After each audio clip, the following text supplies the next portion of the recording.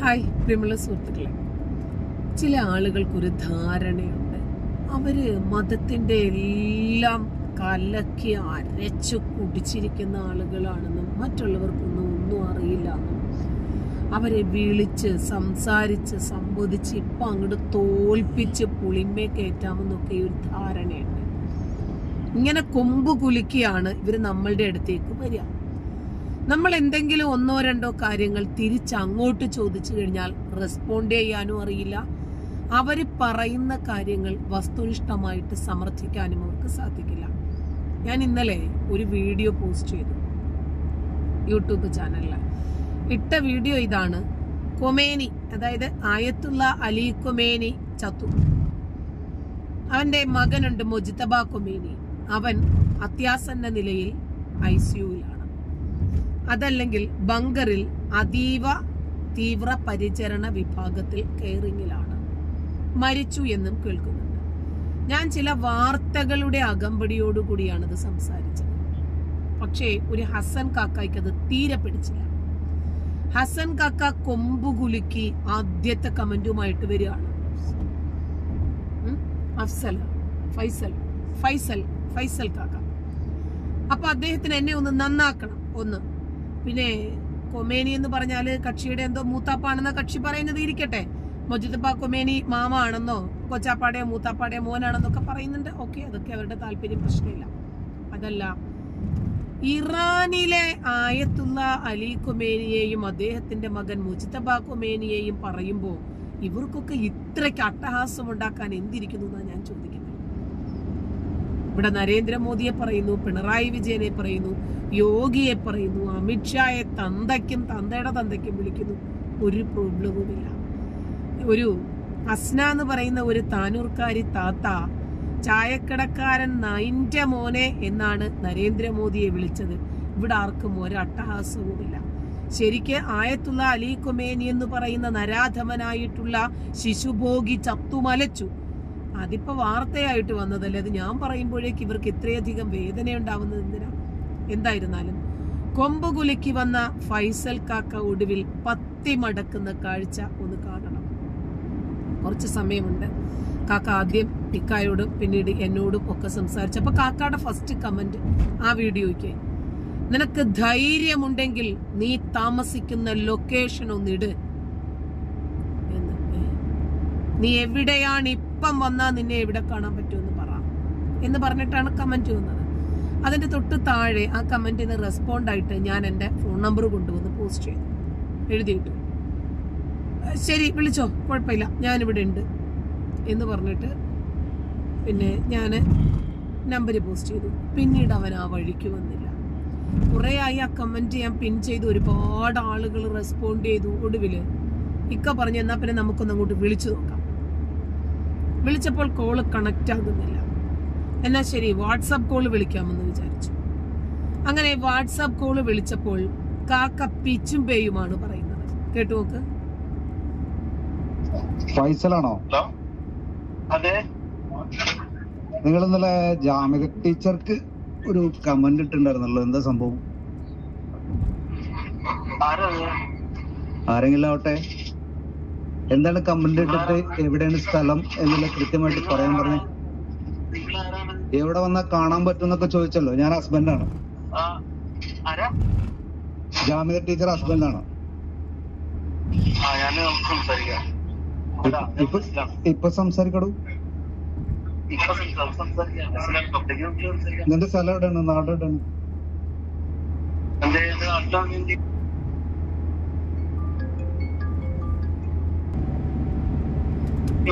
അല്ല, നീ ഞങ്ങളുടെ നാട് ചോദിച്ചല്ലോ. എന്റെ നാട് തൃശ്ശൂരടാ, ഗുരുവായൂര്. തൃശ്ശൂർ ഗുരുവായൂരാണ്. നിന്റെ സ്ഥലം പറ. ഗുരുവായൂര് ഞാൻ പറഞ്ഞുതരാം. നിന്റെ സ്ഥലം പറ. നിന്റെ സ്ഥലം പറടാ. നീ സ്ഥലം പറടാ. നിന്റെ സ്ഥലം പറടാ. നീ അല്ല വലിയ ചങ്കൂറ്റത്തി വന്നിട്ട് കമന്റ് ഇട്ട്. വായ തോന്നിയ ആരും എവിടെയും പറഞ്ഞിട്ടില്ല. ഞാൻ ചോദിച്ചത് ഫൈസലല്ലേ, നിന്റെ സ്ഥലം എവിടെയല്ലേ എന്നല്ലേ ചോദിച്ചത്. ആരെ നിന്റെ കെട്ടോളന്നല്ലേ പറഞ്ഞു. എടാ നീ ആരാണ്, നീ എവിടെയാണ്, എന്താണ് നിന്റെ സംഭവം എന്താന്നുള്ളത് പറ. വായ തോന്നിയ നിന്റെ ഫാമിലിനെ കുറിച്ചോ അതല്ലെങ്കിൽ എന്തെങ്കിലും പറഞ്ഞോ, നിന്നെ വല്ലതും പറഞ്ഞോ? നിന്റെ വിശ്വാസം മാത്രല്ലല്ലോ, എന്റെയും കൂടി വിശ്വാസല്ലേ? നീ പോടാ, നീ ആരടാ? അതല്ല, നീ രാവിലെ എന്റെ വീഡിയോയിൽ വന്നിട്ട് കമന്റ് ഇട്ടല്ലോ, എവിടെയാണ് സ്ഥലം എന്ന ധൈര്യം ഉണ്ടെങ്കിൽ പറയാന്ന്. ഞാൻ അതിന്റെ താഴെ നമ്പർ ഇട്ടിട്ടുണ്ടായിരുന്നല്ലോ. എന്തിന്? അതെ അതെ ഹലോ, അതേടാ ജാമിദാണ്.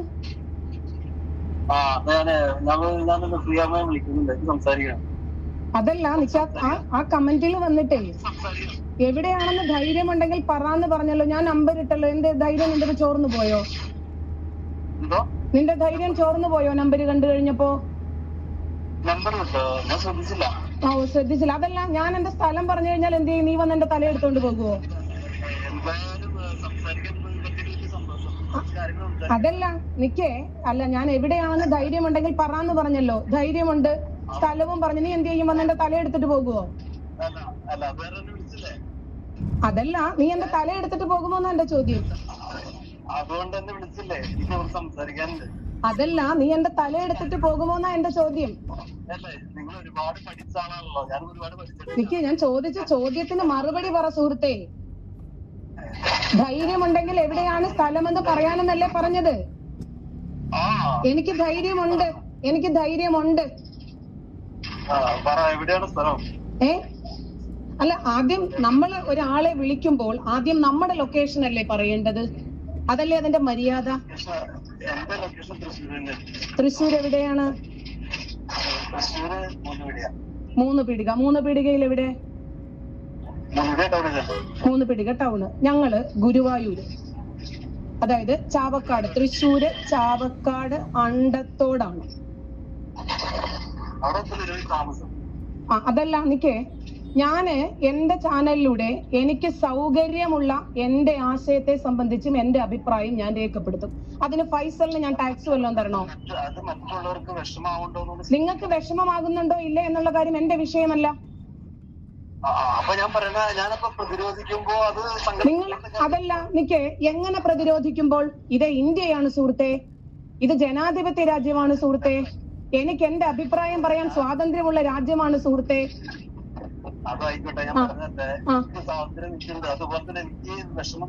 അല്ല, വിഷമം തോന്നുമ്പോ എന്ത് ചെയ്യും? പുലഭ്യം പറയുവോ? തലയെടുക്കുമെന്ന് ഭീഷണിപ്പെടുത്തുവോ? പിന്നെ അതല്ല, ധൈര്യമുണ്ടെങ്കിൽ നിന്റെ ലൊക്കേഷൻ പറ. നിന്നെ എവിടെ വന്നാ കാണാൻ പറ്റുമെന്നല്ലേ നീ കമന്റ് ഇട്ടത്? അത് ഭീഷണിയല്ലേ? അല്ല, അത് ഭീഷണിയല്ല. അല്ല, എന്റെ സ്ഥലം ഞാൻ പറഞ്ഞിട്ട് വന്ന് തലയെടുക്കാനാണോ? അതല്ല, അതിന്റെ ധ്വനി എന്താണ്? അല്ല, എന്റെ യൂട്യൂബ് ചാനലില്, എന്റെ ഫേസ്ബുക്കില് ഒക്കെ എന്റെ ഫോൺ നമ്പർ കിടപ്പുണ്ടല്ലോ, എന്റെ മെയിൽ ID കിടപ്പുണ്ടല്ലോ. ഞാൻ അങ്ങനെ ഒളിച്ചിരിക്കുന്ന ആളല്ല സുഹൃത്തെ.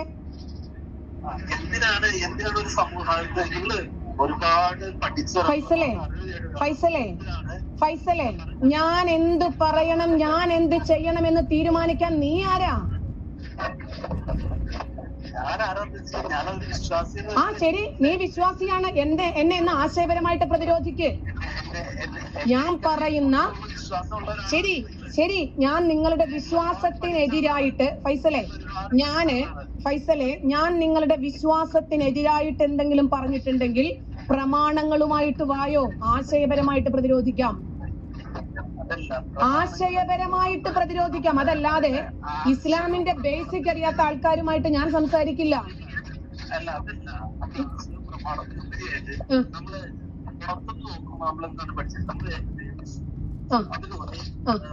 സമൂഹത്തിൽ മാന്യമായി ജീവിക്കാം, എല്ലാവരുടെ നന്മ പ്രവർത്തിക്കും.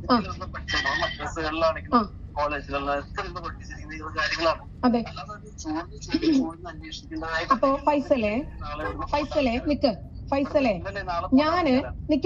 ഞാന് ഇസ്ലാമിക ഗ്രന്ഥങ്ങളിലില്ലാത്ത, ഇസ്ലാമിന്റെ ആചാരങ്ങളിലോ വിശ്വാസങ്ങളിലോ ഇല്ലാത്ത ഇസ്ലാമിക പ്രമാണങ്ങൾ പറയാത്ത എന്തെങ്കിലും പറഞ്ഞിട്ടുണ്ടെങ്കിൽ ധൈര്യമായിട്ട് വായോ, പബ്ലിക്കിന്റെ മുമ്പിൽ നിന്ന് ഞാൻ മാപ്പ് പറയാം, എന്നിട്ട് ഞാൻ ഷഹാദത്ത് പറഞ്ഞ് ഇസ്ലാം സ്വീകരിച്ചേക്കാം. അതാണ് ധൈര്യം, അതാണ് ധീരത, അതാണ് ചങ്കൂറ്റം. ഞാനൊരിക്കലും ജാമ്യയുടെ അടുത്ത് ഒരു വ്യക്തികളുമായിട്ട് വരില്ല. കാരണം എന്നെക്കായി ഒരുപാട് ഇസ്ലാം പഠിച്ച ഒരാളാണ്. അവൻ ആദ്യം സംസാരിച്ചു വന്ന ശൈലി കേട്ടാലോ, എവിടെടാ നിന്റെ വീട്, അന്റെ പെണ്ണുമ്പിളെ ആട്ടാക്കി നിർത്തണ്ടടാ, എന്റെ വിശ്വാസമാടാ ഇത് എന്നൊക്കെ പറഞ്ഞിട്ടല്ലേ വന്നത്. ഇപ്പൊ ജാമിദ വന്ന് ഫോൺ എടുത്ത് ജാമിദയോട് സംസാരിക്കുമ്പോൾ എന്തേ ആശയപരമായി പ്രതിരോധിക്കാൻ മുട്ടിടിക്കുന്നുണ്ടോ? ഇതാണ് ശരാശരി ഒരു വിശ്വാസിയുടെ യഥാർത്ഥ രീതി.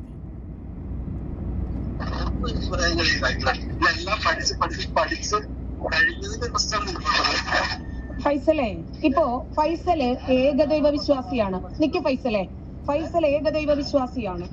എന്നാൽ മറ്റൊരാള് ബഹുദൈവ വിശ്വാസിയാണ്, മറ്റൊരാള് വിഗ്രഹാരാധകരാണ്, മറ്റൊരാള് അന്ധവിശ്വാസിയാണ്, മറ്റൊരാള് ജ്യോതിഷത്തിൽ വിശ്വസിക്കുന്ന ആൾക്കാരാണ്. ഇവരെ എല്ലാവരെയും മാറ്റി ഏകദൈവ വിശ്വാസത്തിലേക്ക് കൊണ്ടുവരാൻ ഫൈസലിനെ അള്ളാഹു ചുമതലപ്പെടുത്തിയിട്ടുണ്ടോ?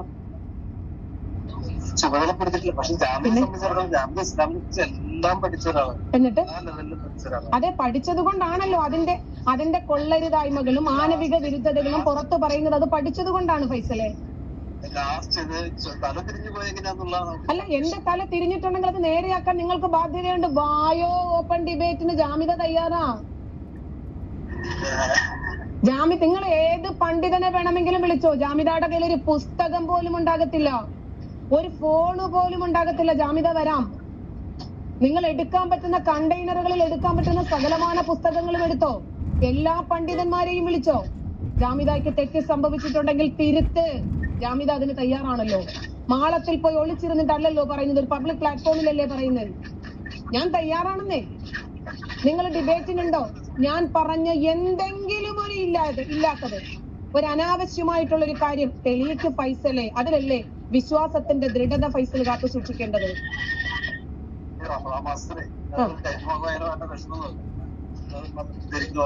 ഫൈസലെ, അതാണ് പറഞ്ഞത്. റമദാൻ മാസത്തിനാകുമ്പോൾ 27,000 കൂലി കിട്ടുമല്ലോ. അതുകൊണ്ട് ജാമിദയെ തിരുത്താൻ ഒരു അവസരം കിട്ടിയാൽ നല്ലൊരു അവസരമല്ലേ, സുവർണ അവസരമല്ലേ? വിനിയോഗിക്ക്. ഇന്ന് 9 മണി മുതൽ 10:30 മണി വരെ ഞാൻ ലൈവിൽ ഉണ്ടാകും. വായോ. എന്നിട്ട് ഞാൻ എന്തെങ്കിലും തെറ്റ് ചെയ്തിട്ടുണ്ടെങ്കിൽ തിരുത്ത്.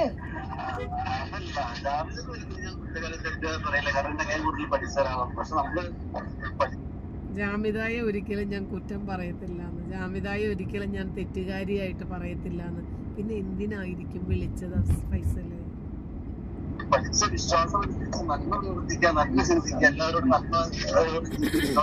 ഫൈസലെ, ഞാന് ഏതൊരു വിശ്വാസിയേക്കാൾ സമൂഹത്തിൽ ഏറ്റവും നല്ലത് ചെയ്ത് ജീവിക്കുന്ന ആളാണ്. ആരെയും ദ്രോഹിക്കാതെ, ആരെയും വേദനിപ്പിക്കാതെ, ആരുടെയും കട്ടെടുക്കാതെ, കബളിപ്പിക്കാതെ, വഞ്ചിക്കാതെ, രാജ്യവിരുദ്ധത ചെയ്യാതെ, അന്തസ്സായിട്ട് മനസാക്ഷിക്ക് നിരക്കുന്ന രൂപത്തിൽ ജീവിച്ചു മുന്നോട്ട് പോകുന്ന ആളാണ്. മതം എന്താണ് പഠിപ്പിച്ചത് ഫൈസലെ? മതം പഠിപ്പിച്ച എന്തെങ്കിലും ഒരു നന്മയെന്ന് പറ ഫൈസലെ, നമുക്ക് ഫോളോ ചെയ്യാം ഒരുമിച്ച്. എന്ത് ഞാൻ എന്ത് പറഞ്ഞു? രാജ്യവിരുദ്ധത ഇസ്ലാം പഠിപ്പിക്കുന്നുണ്ടോ?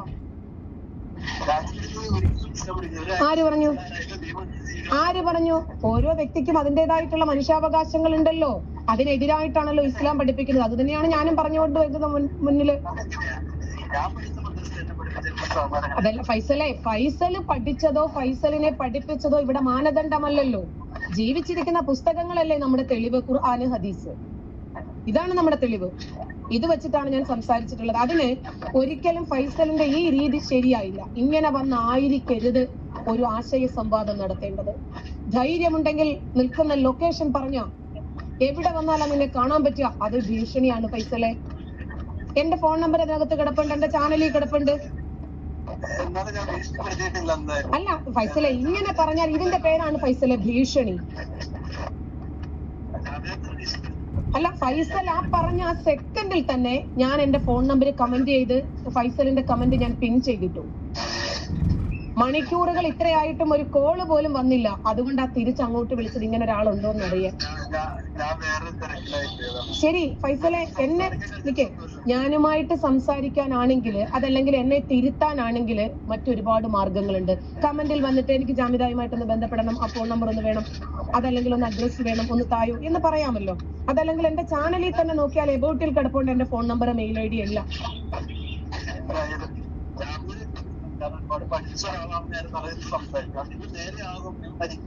ശരി ഫൈസലെ, മരിക്കുന്നതിന് മുമ്പ് നേരെ ആക്ക് ഫൈസലെ, അതിനല്ലേ ഞാനും താല്പര്യപ്പെടുന്നത്. എന്നെ നേരെ ആക്ക്. അപ്പൊ പിന്നെ പഠിച്ചവനല്ലേ ഫൈസലെ എന്നെ വഴി പഠിപ്പിച്ചത്, അതിന്റെ ഉത്തരവാദിത്വവും പഠിച്ചവന് തന്നെയല്ലേ ഫൈസല. ആ ശരി, ഓക്കെ. എന്നാ പിന്നെ സമാധാനമായിട്ട് ഒരിടത്തിരിക്കും. പിന്നെ എന്റെ ലൊക്കേഷൻ ചോദിക്കേണ്ട കാര്യമില്ലല്ലോ. പഠിച്ചോ നേരെ ആക്കൊന്ന് വിശ്വസിക്കേ, പഠിച്ചോനെങ്കിലും വിശ്വസിക്കേ.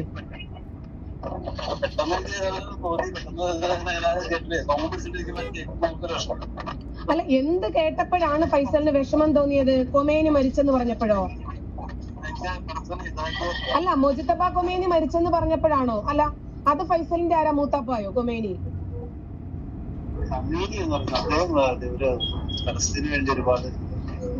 അല്ല, ഫൈസൽ ഇപ്പൊ കുറച്ചു നേരത്തെ ചോദിച്ചല്ലോ, കൊമേനി പലസ്തീന് വേണ്ടിയിട്ട് എന്തോ ചെയ്തെന്ന്. എന്തൊരു തലയാണെന്ന് നോക്കിക്കേ. ആയത്തുള്ള അലി കൊമേനി ആരാണെന്ന് പോലും അറിയാതെയാണ് കൊമേനി ചത്തു എന്ന് ഞാൻ പറഞ്ഞതിന് എനിക്കെതിരെ കൊമ്പുകുലുക്കി വന്നത്. ശരി, ഇനി അടുത്തത് ഇക്കാടെ രംഗപ്രവേശമാണ്. നീ എന്തോ മുസ്ലിമാണെന്ന് ചോദിച്ചില്ലേ? നീ എന്തോ മുസ്ലിമാണെന്ന് ചോദിച്ചില്ലേ?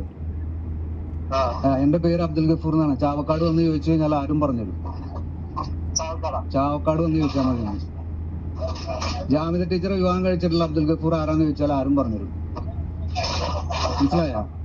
ഞാനും മുസ്ലിം അല്ല, എന്റെ മക്കളും മുസ്ലിം അല്ല എന്ന് നിങ്ങളൊക്കെ പറയാൻ നിങ്ങൾക്കൊക്കെ എന്താ അവകാശമുണ്ട്?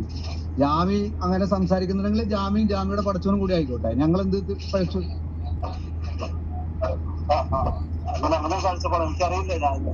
നീ ഇപ്പൊ മുസ്ലിമാണ്, നീ നോമ്പ് പിടിച്ചിട്ടുണ്ട്, അതുപോലെ നോമ്പും പിടിച്ചിട്ടുണ്ട്, നിസ്കാരം കൊണ്ട് എല്ലാ കാര്യങ്ങളും ചെയ്യുന്ന ആളാണോ ഞാൻ. 22 വർഷമായിട്ട് ഗൾഫിൽ ജീവിച്ച ഒരു വ്യക്തിയാണ് ഞാൻ. പിന്നെ ഞാൻ മുസ്ലിമാണോ ഹിന്ദു ആണോ എന്ന് തീരുമാനിക്കണത് നിങ്ങളല്ല, ഞാനും എന്റെ പടച്ചവനുമാണ്. ആ, വേറെന്ത് തെളിവുണ്ട്? പലരും പറഞ്ഞുണ്ടാക്കി മറ്റേ ജാമിന് വിവാഹം കഴിച്ച BJP കാരനാണ്, RSS കാരനാണെന്നൊക്കെ പറഞ്ഞുണ്ടാക്കി. മനസ്സിലായ?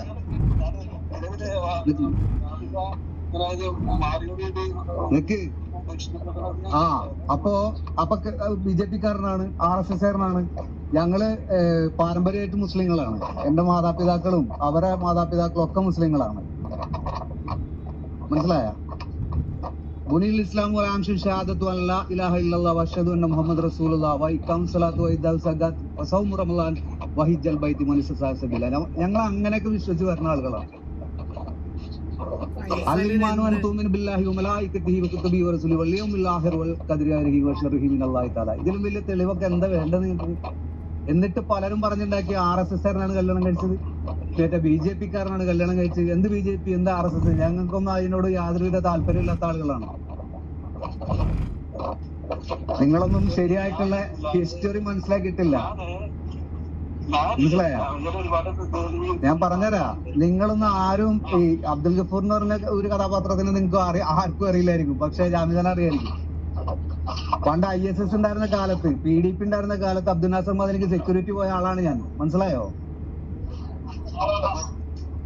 അതിൽ കൂടുതലൊന്നും നിങ്ങളോട് ആരോടും എനിക്ക് പറയേണ്ട ആവശ്യമില്ല. അപ്പൊ ഞാനും എന്റെ പടച്ചവനും ആയിക്കോട്ടെ, അങ്ങനെയാണത്. പിന്നെ ജാമിയുടെ കാര്യം, ജാമി മെല്ലെ മെല്ലെ വരുമായിരിക്കും. അതങ്ങനെയാണ് ഞങ്ങളും വെയിറ്റ് ചെയ്തിരിക്കുന്നത്. ജാമിക്ക് ചിലപ്പോ ഒരു ഹിദായത്ത് പടച്ചവൻ കൊടുക്കും, അപ്പോ എന്നോട് പറയും എന്താ വേണ്ടെന്നുള്ളൂ. അപ്പൊ അതിനനുസരിച്ച് തീരുമാനിക്കും.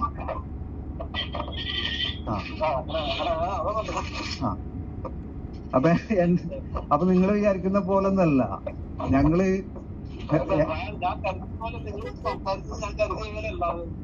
അപ്പൊ ഭീഷണി ലെവലിൽ ഇങ്ങനെ സംസാരിച്ച ഒരാള് വന്നിട്ട് അഡ്രസ്സൊക്കെ ചോദിച്ചെന്ന് പറഞ്ഞപ്പോ ഞാൻ പറഞ്ഞ നമ്പർ കൊടുക്ക്, അത് വിളിക്കട്ടെ, വിളിച്ചിട്ട് കാര്യം പറയാം.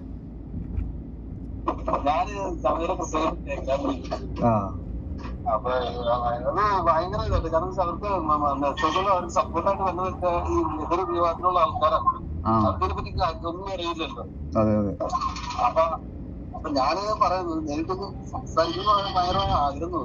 മെസ്സേജ് അയച്ചു. ഫൈസൽ എന്ത് ജോലിയാ ചെയ്യുന്നത്? ഞാന് കച്ചവടം എന്തിന്റെ? ചായപ്പൊടി. ഓ ഓ, എവിടെ ഷോപ്പ് ഉണ്ടാവും? എറണാകുളം ബൾക്കായിട്ട് എടുക്കുന്ന?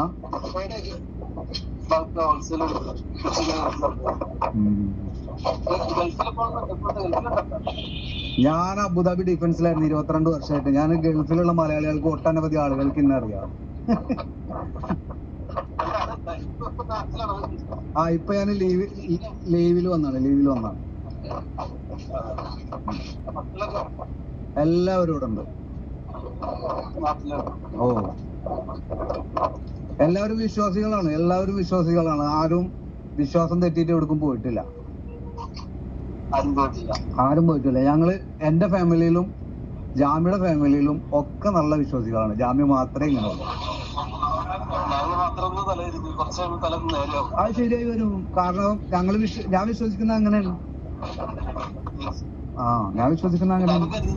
ഞാനും കരുതുന്നു, കാരണം ചക്രവർത്തി പഠിച്ച ഒരാളാണ്. നമ്മള് പഠിച്ച ഹിസ്റ്ററിയില് ഹിന്ദു എന്ന് പറയുന്ന ഒരു സ്ത്രീ, വൈശി എന്ന് പറയുന്ന ഒരു മറ്റേ അസ്ത്രം എഴുതുന്ന ഒരാള് യുദ്ധത്തിൽ ഉപയോഗിച്ച് ഹംസർ അലി അള്ളാഹുയുടെ ആ കരള് ചവച്ചു തുപ്പിയ ഒരു സ്റ്റോറി ഉണ്ടല്ലോ. അവസാനം ഹിന്ദു മുസ്ലിം ആയി എന്നുള്ള ചരിത്രമുണ്ട്. അപ്പോ അതേപോലത്തെ കഥകളായിരിക്കും ചിലപ്പോ ഇത്. പിന്നെ ഞാൻ വേറൊരു കാര്യം കൂടി മനസ്സിലാക്കിയത്, ജാമി ഇങ്ങനെ വിമർശിക്കുന്നോണ്ട് ഇന്ന് മദ്രസയിലാണെന്നുണ്ടെങ്കിലും പള്ളികളിലാണെങ്കിലും ഖുർആൻ അർത്ഥം അറിഞ്ഞ് പഠിപ്പിച്ചു കൊടുക്കുന്നുണ്ട്.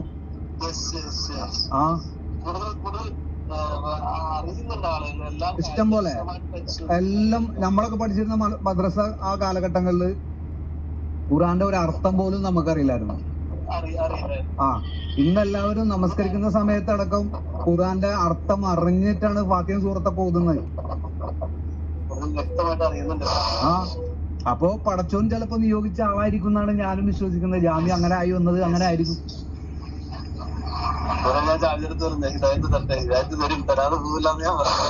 അത് ചുരുക്കം പറഞ്ഞു കഴിഞ്ഞാല് എന്റെ നാട്ടിലുള്ള എല്ലാ പ്രഗത്ഭരായിട്ടുള്ള മുസ്ലിങ്ങൾക്ക് എല്ലാവർക്കും അറിയാം. എല്ലാവരായിട്ടും ഞങ്ങൾ നല്ല കണക്ഷനും ഉണ്ട്. ജാമ്യം കണക്ഷൻ ഉണ്ട്, നമ്മളെല്ലാവരും ഉണ്ട്. അപ്പൊ അവരൊക്കെ നമ്മളെ കമ്മിറ്റിക്കാരടക്കം പറഞ്ഞിരുന്ന ഒരു കാര്യമുണ്ട്, കുറെ കഴിയുമ്പോ ശരിയാകും. ശരിയാകും, അതങ്ങനെയാണ്. പിന്നെ കുറെ ആൾക്കാർ ആവശ്യമില്ലാത്ത രൂപത്തിൽ പ്രചരിപ്പിക്കുന്ന കുറെ കാര്യങ്ങളുണ്ട്. RSS നിന്ന് പൈസ വാങ്ങി, BJP-ക്കാരെന്ന് പൈസ വാങ്ങി എന്നൊക്കെ. അതൊക്കെ ശുദ്ധ നുണയാണ്. അതൊന്നും ആരും വിശ്വസിക്കാൻ നിൽക്കണ്ട. അതുണ്ടാവും. അത് സപ്പോർട്ട് ചെയ്തിട്ട് മറ്റേ മാവിന്റെ കൊമ്പത്ത് കയറ്റിയിരുത്താനൊക്കെ കുറെ ആൾക്കാരുണ്ടാവും. അത് ആ ഗണത്തിൽ തന്നെ നമുക്ക് എല്ലാവർക്കും പെടുത്താൻ പറ്റുള്ളൂ.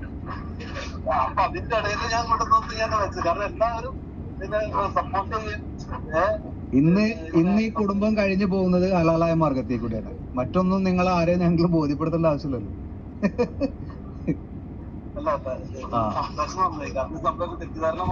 അതെ. അപ്പോ മക്കള് 4 ആളുണ്ട്. ഈ 4 പേരും ഞാനും എന്റെ ഫാമിലിയും ജാമ്യയുടെ ഫാമിലിയും ഒക്കെ പക്ക മുസ്ലിങ്ങളാണ്. എന്നുവെച്ചാല് ഭയങ്കര വിശ്വാസികളാണ്. ഒരു അണുമണി അങ്ങോട്ടും ഇങ്ങോട്ടും മാറിപ്പോകൂല. അങ്ങനത്തെ നല്ല എന്താ പറയാ അമ്മാതിരി വിശ്വാസികളാണ്.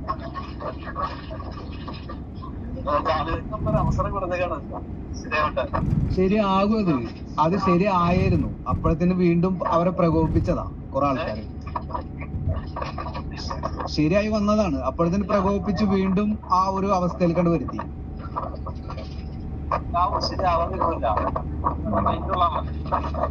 ഓക്കെ, എന്നാ ഇൻഷാ അല്ലാഹ്. എന്തായാലും ഇങ്ങനെ ഒരു ഇതിൽ കൂടി കയറി വന്ന് തെറ്റിദ്ധാരണ മാറിയെന്ന് ഞാൻ വിശ്വസിക്കുന്നു. കാരണം ഇനി അതിൽ കൂടുതൽ നമുക്കൊന്നും പറയാൻ വയ്യ. ആയിക്കോട്ടെ, ഇൻഷാ അല്ലാഹ്. ഓക്കെ, അസ്സലാമു അലൈക്കും. നോമ്പൊക്കെ അടിപൊളിയായിട്ട് പോട്ടെ. ഫൈസൽ കൊമ്പുകുലുക്കി വന്നതാ. മതത്തെക്കുറിച്ച് എന്തെങ്കിലും പറയാനോ എന്നെ ആശയപരമായി പ്രതിരോധിക്കാനോ സാധിച്ചില്ല. ഇതാണ് ഏതൊരു വിശ്വാസിയുടെയും അവസ്ഥ. കമന്റ് ബോക്സിൽ വന്നിട്ട് പൂരത്തെറിവിളിയും ഭീഷണിയും ഇതൊക്കെ ആയിരിക്കും. പക്ഷേ മുട്ടേണ്ടവരുമായിട്ടും മുട്ടിക്കഴിഞ്ഞാൽ ഇവരുടെ മുട്ടടിക്കുന്ന രീതിയാണ്. അപ്പൊ ഇനി ഇതുപോലത്തെ ആൾക്കാരൊക്കെ ഉണ്ടെങ്കിൽ പറയണേ, എനിക്ക് ഹിദായത്ത് തരാൻ വേണ്ടിയിട്ട്. നന്ദി.